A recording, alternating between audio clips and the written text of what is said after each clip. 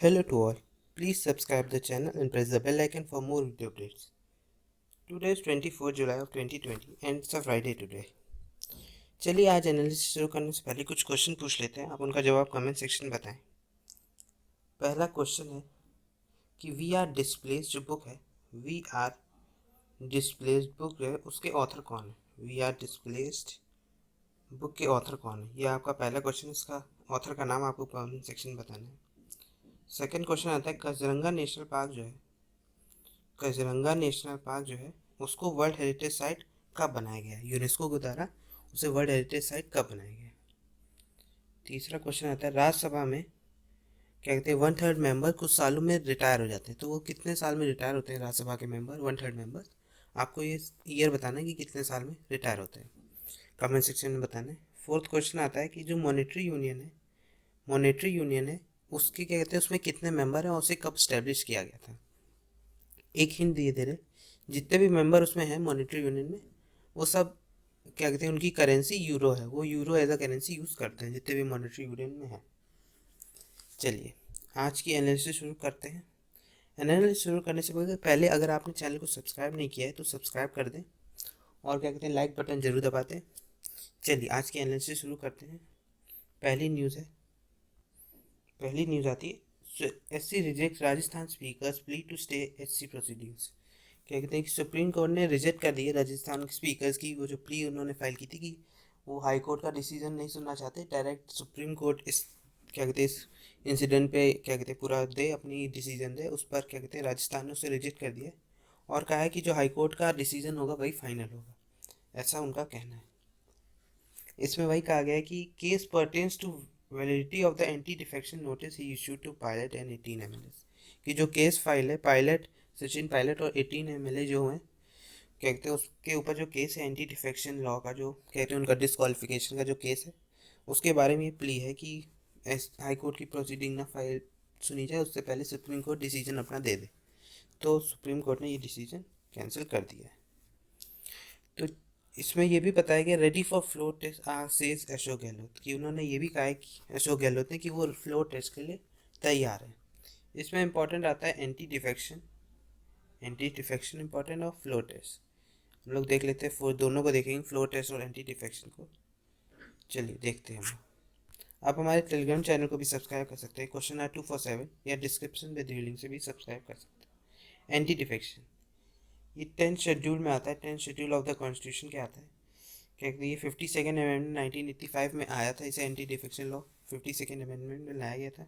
इसके जो ग्राउंड्स है डिस्क्वालिफिकेशन वो आर्टिकल 1022 और 190(2) के अंदर आते हैं। इसकी कहते हैं जो मेंबर ऑफ पार्लियामेंट या स्टेट लेजिस्लेटर होते हैं वो इससे अफेक्टेड होते हैं, जो वही लोग इसमें एंटी डिफेक्शन लॉ के अंदर आते हैं कि उन्हें डिस्क्वालिफिकेशन प्रोवाइड हो सकता है। When the elected member voluntary give up his membership of a political party. क्या कहते हैं कि जैसे कोई मेंबर वॉलंटरली क्या कहते हैं अपनी किसी भी पार्टी से अपनी वॉलंटरी मेंबरशिप हटा ले, अपने आप को हटा ले, तो भी वो डिस्क्वालिफिकेशन के अंदर आता है। कोई नॉमिनेटेड मेंबर भी हो, जैसे कोई वो पार्टी का कोई मेंबर ना रहा हो, कोई वैसे रहा हो कि इंडिपेंडेंट मेंबर रहा हो, तो वो भी इससे इफेक्ट होता है अगर वो कोई किसी पार्टी को ज्वाइन करता है तब भी।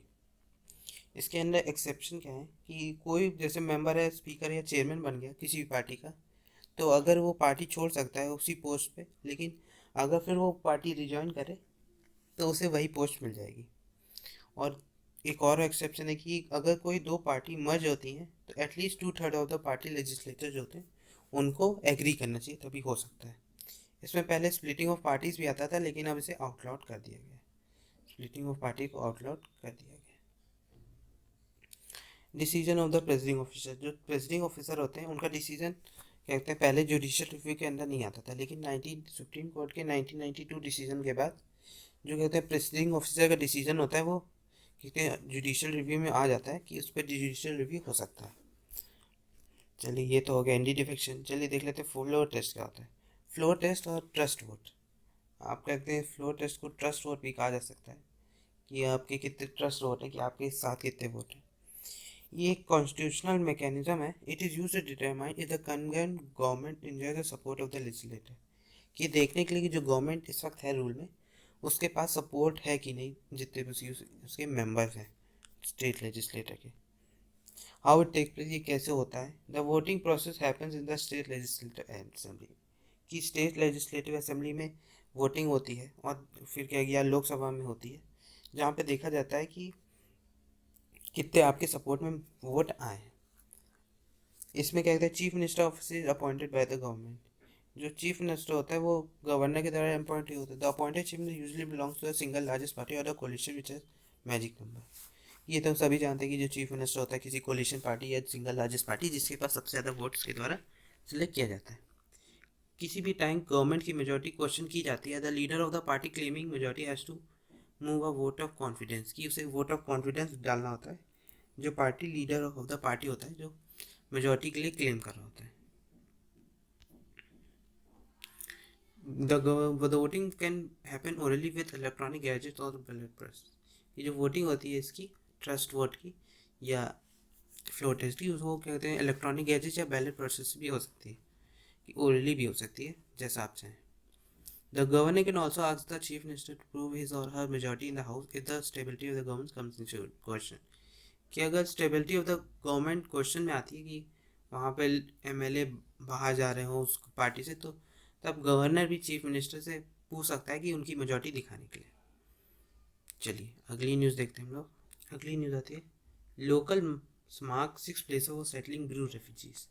इसमें इंपॉर्टेंट आता है ये ब्रू रेफ्यूजीज, जो ब्रू रेफ्यूजीज हैं उनके 6 प्लेस हैं सेटलिंग के लिए, उसके बारे में बताया गया है। जो त्रिपुरा में है, त्रिपुरा के जो प्रपोज 6 प्लेस है जहाँ पे ये ब्रू रेफ्यूजीज रहते हैं, क्या कहते हैं, उन्होंने अब मिजोरम डिस्प्लेस फ्रॉम मिजोरम, जो मिजोरम से शिफ्ट होकर त्रिपुरा गए हैं, उसी के बारे में ये पूरा न्यूज़ है। तो क्या कहते हैं, हम लोग देख लेते हैं अलग से ब्रू रेफ्यूजीज़ को, ये ब्रू रेफ्यूजीज़ होते कौन है, हम लोग अलग से देख लेते हैं। ब्लू रेफ्यूजीज एक community engineers to north east India, ये एक इंडिजिनस कम्युनिटी है, इंडिया की कम्युनिटी है, ये बहुत सालों से चली आ रही है, जो त्रिपुरा मिजोरम इन्हीं जगहों पे रहते हैं, आसाम में इन्हीं जगहों में रहते हैं। ये त्रिपुरा में they are recognise as a particularly vulnerable tribal group, Tripura में इसे एक बहुत ही ज़्यादा वनरेबल ट्राइबल ग्रुप माना जाता है। मिजोरम में they have been targeted by group that do not consider them indigenous to the state, Mizoram में कुछ ऐसे लोग भी हैं जो इन्हें इंडिजिनस नहीं मानते, तो इनके ऊपर अटैक होते हैं, इनको भगाने की कोशिश की जाती है। तो ऐसा भी कई बार हुआ है। ऐसा माना जाएगा सिंस देन 5,000 से ज़्यादा लोग मिजोरम आए, 8 phases of repatriation, while 32,000 still live in 6 relief camps in north Tripura, कि 32,000 लोग ब्लू रेफ्यूजीज जो हैं वो अभी भी नॉर्थ त्रिपुरा में रहते हैं, 6 रिलीफ कैंप है वहाँ पे ये लोग रहते हैं। 2019 में, अक्टूबर 2019 में the supply of ration to relief camp was stop on instruction of the home ministry, कि कहते हैं जो रिलीफ कैंप था उनको क्या कहते हैं खाना जो प्रोवाइड होता था, जो राशन प्रोवाइड होता था, उनको रोक लिया गया था। In a bid to hastily complete the repatriation of refugees to Mizoram, civil society outfits had alleged that at least 6 refugees died due to starvation, कि कहते हैं कि इन्हें जो रेफ्यूजीज थे मिजोरम से भगाने के लिए इनके रिलीफ कैंप में राशन भी नहीं प्रोवाइड किया जा रहा, तो ऐसा माना जाता है कि लगभग 6 लोग उस क्या कहते हैं उस भुखमरी के कारण मर गए थे, स्टार्वेशन के कारण उस वक्त मर गए थे। ये गलत बात है, आप क्या कहते हैं किसी भी इंसान को खाना प्रोवाइड करने से नहीं रोक सकते, अगर उनको खाना प्रोवाइड हो रहा था तो ऐसा गलत बात है, आपको ऐसा नहीं करना चाहिए। ये जो प्रपोज न्यू एग्रीमेंट क्या है, जो अब एग्रीमेंट जो 2018 में एग्रीमेंट हुआ था, the blue tribals were could have settled in Mizoram but according to new agreement they will now settle in Tripura, कि पहले वो सब कहीं भी रह सकते थे, मिजोरम आसाम त्रिपुरा में, लेकिन न्यू एग्रीमेंट के हिसाब से 2018 के वो त्रिपुरा में रहेंगे। The stakeholder in the issue expect a package of ₹600 crore from the centre, कि उन्हें 600 करोड़ का सेंटर से पैकेज मिलेगा। लगभग plots of 2,500 square feet for each Bru family in addition to agricultural land, कि प्लॉट मिलेंगे 2,500 क्या कहते हैं स्क्वायर फीट के, और एग्रीकल्चर लैंड भी उन्हें मिलेगी, और 5,000 पर मंथ क्या कहते हैं स्टाइपेंड मिलेगी, और फ्री राशन भी मिलेगा अगले 2 साल तक for each family, free ration. Blue tribal could be included Tripura voters list, और इनको त्रिपुरा की वोटर लिस्ट में भी जोड़ा जाएगा, ऐसी बात थी। लेकिन 2009 में रेफ्यूजी हटाने के लिए इन्हें भी, इनका भी खाना, इनके भी रिलीफ कैंप का खाना रोक दिया गया था। वो बात बहुत गलत थी इनकी सेंट्रल गवर्नमेंट की, क्योंकि होम मिनिस्ट्री द्वारा वो रोका गया था। चलिए अगली न्यूज़ देखते हैं हम लोग। अगली न्यूज़ आती है NGT pulls off Haryana government over waiver, कि एनजीटी ने, नेशनल इंग्लिश ट्रिब्यूनल ने हरियाणा गवर्नमेंट से ओवर बिहेवियर के ऊपर सारे अपने उठा लिया है, पुल अप कर लिया है। इसमें इंपॉर्टेंट होता है एनजीटी। आप बताइए कमेंट सेक्शन में कि एनजीटी जो डिसीजन लेता है वो किस जस्टिस पे देता है, नेचुरल जस्टिस या सिविल जस्टिस, किस तरह के जस्टिस पे एनजीटी अपना डिसीजन देता है, आपको कमेंट सेक्शन बताना है। चलिए अगली न्यूज़ देखते हैं हम लोग। अगली न्यूज़ आती, कंजर्वेशन प्रिजर्वेशन की टू लोनार लेक डेवलपमेंट। ऐसा हाईकोर्ट का कहना है कि जो कंजर्वेशन किया जाए लोनार लेक का, जो हमने देखा भी कुछ दिन पहले पिंक कलर का हो गया था वहाँ का पानी, तो उसी के बारे में कहा गया है कि बॉम्बे हाईकोर्ट ने कहा कि उन्हें अप्रिशिएट करनी चाहिए। अप्रिशिएट इस biology, geology and aesthetic value, उसकी जो बायोलॉजी है या जियोलॉजी है, एस्थेटिक वैल्यू है, उसको हमें कहते हैं अप्रिशिएट करना चाहिए और देखना चाहिए उसे हम कंजर्व कर सकें और उसे अप्रिशिएट, क्योंकि टूरिज़्म उससे हमारा बढ़ेगा। क्योंकि ऐसा इंसिडेंट होगा, वो एक ओवल शिफ्ट है, ऐसा माना जाता है कि 50,000 साल पहले ऐसा वहाँ पे एक मेट्रॉइड गिरा था, उसके बाद वो हिट करने के बाद वहाँ पे गड्ढा हो गया, जिसके कारण वहाँ पे ऐसा लोनार लेक बन गया। इसीलिए उसे लोनार क्रेटर के द्वारा हुआ था, इसलिए उसे लोनार लेक का नाम रखा गया था। महाराष्ट्र गवर्नमेंट के द्वारा इसे 91 करोड़ का पैकेज मिला है टूरिज़्म के लिए, टूरिज़्म डेवलपमेंट कॉरपोरेशन को मिला है इसके डेवलपमेंट के लिए, इस लेक के लिए, और इसके एरिया को भी जो सराउंडेड है उसको डेवलपमेंट के लिए इसे मिला है।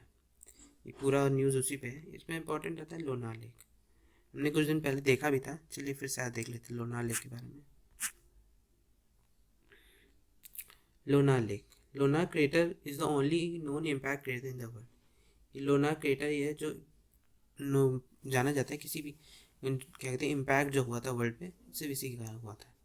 ये बुल्दाना डिस्ट्रिक्ट में हुआ था। लोनार क्रेट जो लेक है वो बुल्दाना डिस्ट्रिक्ट में है, महाराष्ट्र के। ये डिस्कवर की थी गई थी एक ब्रिटिशर द्वारा, CGI एलेक्जेंडर के द्वारा 1823 में।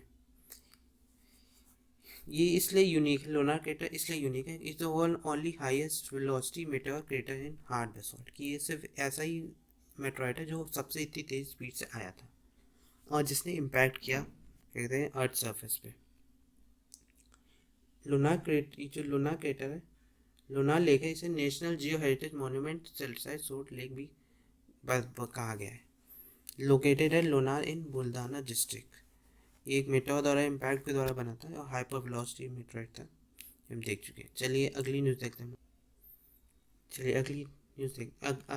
पहला एडिटोरियल देखते हैं, कैलिब्रेटेड बैलेंस।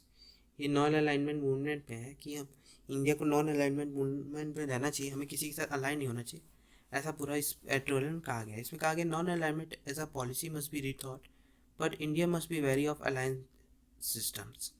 देखते हैं इसमें external affairs minister S Jaishankar ने कहा है कि इंडिया कभी किसी के साथ अलाइन नहीं करता, वो हमेशा नॉन अलाइनमेंट मूड में रहता है, ना वो किसी के साथ है कहते हैं कि लड़ाई हो, क्या कहते हैं वॉर हो, इसके लिए वो किसी को सपोर्ट नहीं करता है, इसलिए वो अकेले ही वर्क करता है, ऐसे इसमें कहा गया है।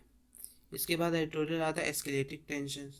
ये भी उसी तरह ये नॉन अलाइनमेंट मूवमेंट के ऊपर, जैसे हमने देखा इस पूरे एडिटोरियल में बताया गया कि US और चाइना के बीच में जो टाइज थे वो कितने बैड हो चुके हैं, कितने तरह से इफेक्ट हो चुके हैं, और कितने तरह से एक दूसरे कहते हैं, जैसे ट्रम्प एडमिनिस्ट्रेशन पूरी तरह से चाइना को कहते हैं कोस रहा है, कि कह रहा है कि पूरा जो इस पैंडेमिक का दोषी पूरा ज़्यादा चाइना है, उसी को हमेशा उसी के खिलाफ ही वर्क कर रहा है। उस जैसे उसने कई सारे ट्रेड से उनको रोक दिया, कई कंपनीज वापस आ गई जो US की थी चाइना से, तो ऐसा कई चीज़ हुई जिसके कारण काफ़ी दिक्कत हुई लोगों को। जैसे हमने देखा है कि ये पहले हमेशा दोनों के बीच में एक डिप्लोमेटिक रिलेशन था 1979 से, एक नॉर्मलाइज डिप्लोमेटिक, लेकिन ये अभी हुआ है कि China has retaliated against every hostile move by the US। कि जैसे ये टैरिफ वॉर हुआ प्रेसिडेंट ट्रम्प द्वारा 2018 से, तो उसके बारे में ही बताया गया इस पूरे एडिटोरियल में। US China tension are no longer about trade and technology. अब ये US चाइना जो टेंशन है वो सिर्फ ट्रेड और टेक्नोलॉजी के ऊपर नहीं है, और बढ़कर हो गए हैं, इसमें कहा गया है। इसमें भी कहा the message from China is that it is ready for a long game of escalation as long as the US keeps playing it. कि चाइना ने कहा है कि वो तैयार है इस तरह के एस्केलेशन वाले गेम के लिए जब तक US खेलना चाहे। इसमें दोनों एडिटोरियल को मिला के इम्पोर्टेंट आता है नॉन अलाइनमेंट मूवमेंट, कि हमें नॉन अलाइनमेंट मूवमेंट रहेगा तो हम ज़्यादा अच्छे से कंट्री को डेवलप कंट्री बना पाएंगे। कि नॉन अलाइनमेंट मूवमेंट है उसे फॉर्म किया गया था कोल्ड वॉर के समय, was form during the cold war organisation of states के द्वारा, कि दो कि फॉर्मली कोई अलाइन ना करे ना कि यूनाइटेड स्टेशन के साथ, ना सोवियत यूनियन के साथ, किसी के साथ, और न्यूट्रल है, ऐसा उसका कहना था। द बेसिक कॉन्सेप्ट जो इस ग्रुप का था वो 1955 में ओरिजिनेट किया गया था, कि एशिया अफ्रीका बाउंड्री कॉन्फ्रेंस हुई थी इंटरनेशनल, उसके बाद से किया गया था। जो first NEM non alignment summit हुई, मूवमेंट समिट हुई, वो कॉन्फ्रेंस ली गई थी बेलग्रेड यूगोस्लेविया में सितंबर 1961 को। पहली जो इसकी समिट हुई थी। इट हैज़ 120 मेंबर थे अप्रैल 2018 तक, जिसके 53 मेंबर अफ्रीका से हैं, 39 मेंबर एशिया से, 26 लैटिन अमेरिका से और कैरिबियन से। इसमें 17 ऐसी कंट्री हैं और 10 इंटरनेशनल ऑर्गेनाइजेशन है जो ऑब्जर्वर है NAM में। इसका ये फाउंड हुई थी 1961 में, और इसकी पहली कॉन्फ्रेंस हुई थी, उसमें लीडरशिप हुई थी जोसेफ ब्रोज, टाइटल ऑफ यूगोस्लेविया थे उसमें, गैमल नज़र ऑफ इजिप्ट थे, जवाहरलाल नेहरू ऑफ इंडिया थे, और कॉविन निकर ऑफ गाना और सुकोना ऑफ इंडोनेशिया उसमें थे उस मीटिंग में जो पहली कॉन्फ्रेंस हुई थी। इसका पर्पस इस ऑर्गेनाइजेशन का इसलिए है कि नेशनल इंडिपेंडेंस बनाए रखना, sovereignty, territorial integrity, security of non align countries को बनाए रखना इसका मोटिव है। इसके ऑब्जेक्टिव क्या है कि इसका ऑब्जेक्टिव है NAM has sought to create an independent path in world politics, कि एक इंडिपेंडेंट पाथ बनाना, कि किसी का साथ ना देना वर्ल्ड वॉर के समय, ना किसी के खिलाफ, ना किसी के साथ कहते हैं वॉर में सहायता करना, कि एक राइट इंडिपेंडेंट जजमेंट देता है ये पूरी तरह से। At present an additional goal is facilitating और restructuring of the international economic order. International economic order बनाए रखने के लिए भी ये नाम जरूरी है। नाम कोल्ड एरा में काफ़ी ज़्यादा था, जिससे अगेंस्ट अपार्थाइड, डिसarmament, यूएनएस की रिफॉर्म्स थे, fail to resolve regional tension, इसमें था, आप पढ़ सकते हैं सर। चलिए अगली न्यूज़ देखते हैं। अगली न्यूज़ आती है towards national security and peace in Hong Kong, कि ये जो नेशनल सिक्योरिटी और पीस होनी चाहिए हांगकॉन्ग के लिए, उसके लिए वहाँ पे एक लॉ लाया गया है। इंडिया का इंटरेस्ट भी अच्छा होगा कि स्टेबिलिटी बनेगी हांगकॉन्ग की, सार के साथ ट्रेड टाइज बढ़ेंगे, ऐसा हो सकता है, ऐसा इसमें कहा गया है। कि इस लॉ में जो इसमें कहा गया है टेरिटोरियल में, कि पीपल्स रिपब्लिक ऑफ चाइना है on safeguarding national security marks a major turning point from unrest to peace and order and favour of the history of the unguarded national security in Hong Kong.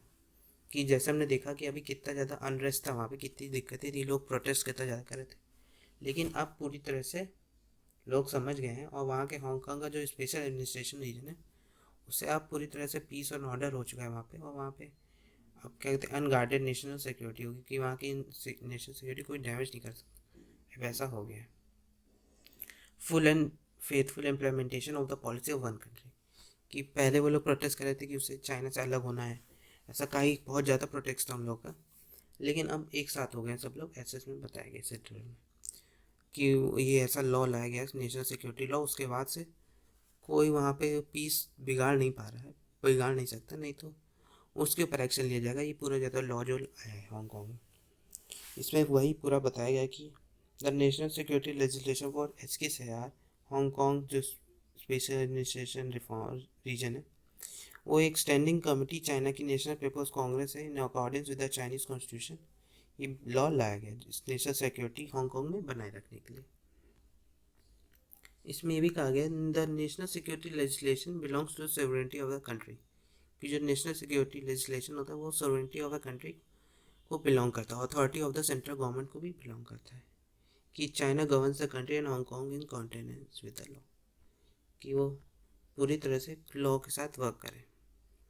India और China Hong Kong के बीच में एक close economic trade relation भी है, वो क्या कहते हैं इंडिया का इंटरेस्ट मेंटेन करने के लिए काफ़ी हेल्पफुल हो सकता है, प्रॉस्पेरिटी और स्टेबिलिटी बनाए रखने के लिए हांगकॉन्ग को। The national security legislator will better protect the safety of a foreign investment, कि फॉरेन इन्वेस्टमेंट की सेफ्टी बनाए रखने की भी हेल्पफुल होगा, कि legislatory rights and interest of foreign nation in Hong Kong including that of India, कि इंडिया का भी इंटरेस्ट उसके साथ बढ़ेगा, और इस तरह की पीस प्रॉस्पेरिटी रहेगी तो वहाँ से ट्रेड रिलेशन भी बढ़ सकते हैं, इकोनॉमिक या ट्रेड रिलेशन बढ़ सकते हैं, इसमें ऐसा बताया गया है। चलिए अगली न्यूज़। NIA क्वेश्चन शिवानशंकर इन एयरपोर्ट गोल्ड सीजर के, क्या कहते हैं NIA ने क्वेश्चन किया शिवानशंकर के, जैसे हमने कई दिन से देख रहे हैं जो गोल्ड स्मगलिंग केस चल रहा है उसके ऊपर लोग क्या कहते हैं पूरी ज़्यादा इन्वेस्टिगेशन चली है, इसमें इंपॉर्टेंट आता है NIA। आप कई बार हम लोग एनआईए कर चुके हैं, कल भी किया था। आप कमेंट सेक्शन में बताएंगे जो एनआईए का अमेंडमेंट हुआ, एनआईए अमेंडमेंट बिल जो पास हुआ 2019 में, उसमें क्या क्या जोड़ा गया है एनआईए में, आपको ये कमेंट सेक्शन में बताना है। चलिए अगली न्यूज़ देखते हैं हम लोग।